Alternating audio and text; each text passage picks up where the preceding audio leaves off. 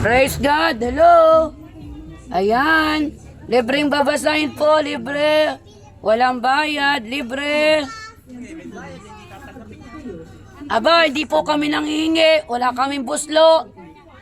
Marami po ngayong may daladalang sobre. Kaya nga po, kung may bayad yan, lalo hindi tatanggap. Di lalo. Ay, mas mahigit po pa yan sa pera.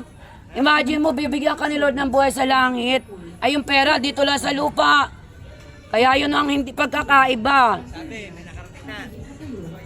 Kapag binasa mo po yung Biblia, nandun po lahat nakasulat. Nakalagay po doon. Yung tao naniniwala sa salita ng Diyos, mapalad. Kasi nakasulat po doon may impyerno at langit. Alam po ng Panginoon yon. Kasi nabuhay si Jesus sa mga patay. Si Satanas po sinungaling. Sinungaling si Satanas. Huwag kayong maniniwala kay Satanas, sinungaling. Ang trabaho ni Satanas ay pumatay, magnakaw. Si Jesus po magbigay ng buhay. Ang sikreto po manampalataya. Kung hindi po kayo mananampalataya na si Jesus ay nabuhay sa mga matay, hindi nyo po mararanasan yung buhay sa langit. Kung babasahin po natin ang Biblia, si Lazaro, istorya ni Lazaro at ng mayaman. Nung nabubuhay po sila sa lupa, si Lazaro at mayaman, yung mayaman nagpasasa, kayamanan, katanyagan, pera, ay pumunta si Lazaro sa kanyang bahay. Nimumo ng pagkain, hindi binagyan. Namatay pareho si Lazaro at yung mayaman. Umarap sila doon sa harapan ng Diyos. Si Lazaro napunta doon sa paraiso.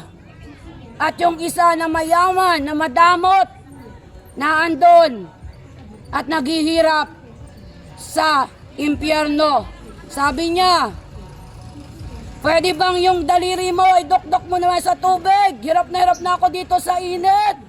Sabi nung mayaman, hirap na siya.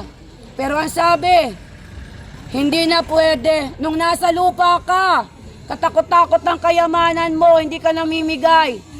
Dito sa langit, napapunta si Lazaro kasi nung nasa lupa, naghirap. Pero kabaliktaran.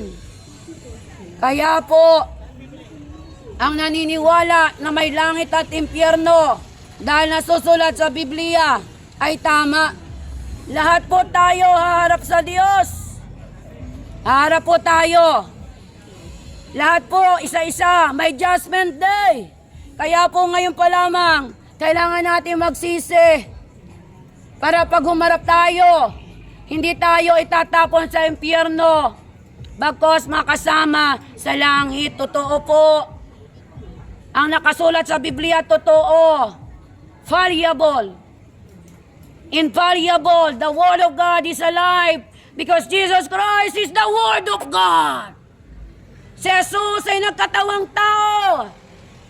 John 1:1. Ang salita ay kasama ng Diyos.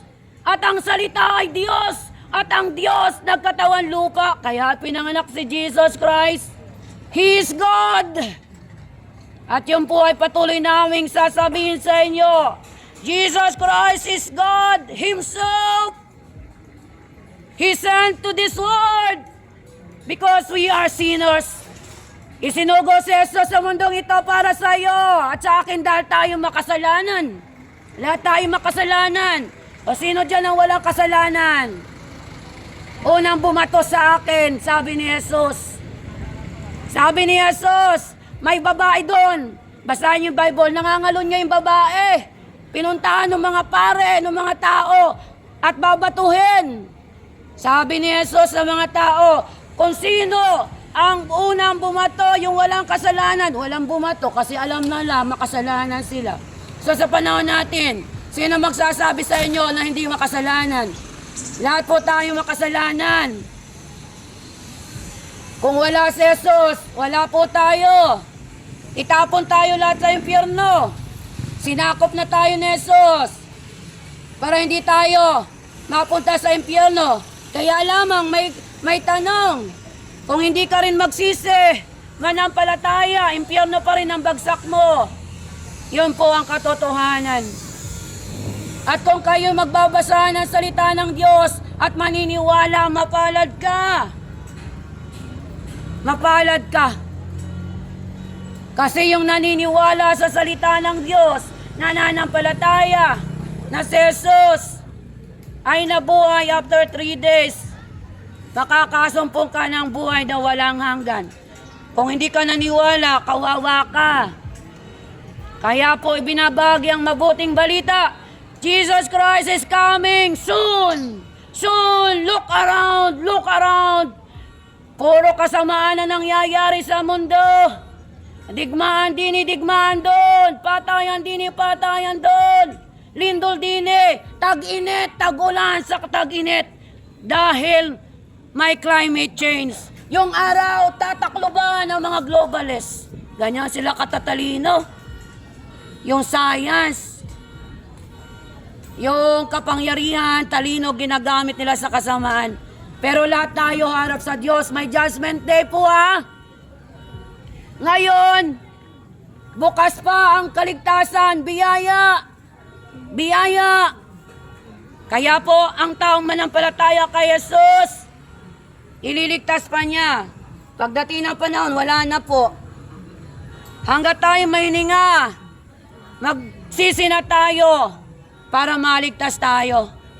Kasi kung hindi, yun lang po ang solusyon manampalataya, magsisi. Habang hinihintay natin ang Panginoon para maligtas ang kaluluwa mo. Your soul is matter to God. Ang kaluluwa mo ay napakahalaga sa paningin ng Diyos. Kaya namatay si Jesus para sa kaluluwa mo, para maligtas. Ikaw lang ang magdidesisyon. Kung maniwala ka manampalataya, matanggap mo yung regalo na buhay sa langit. Ikaw po at ako ang pipili. Pag nanampalataya ka kay Kristo, matatanggap mo yung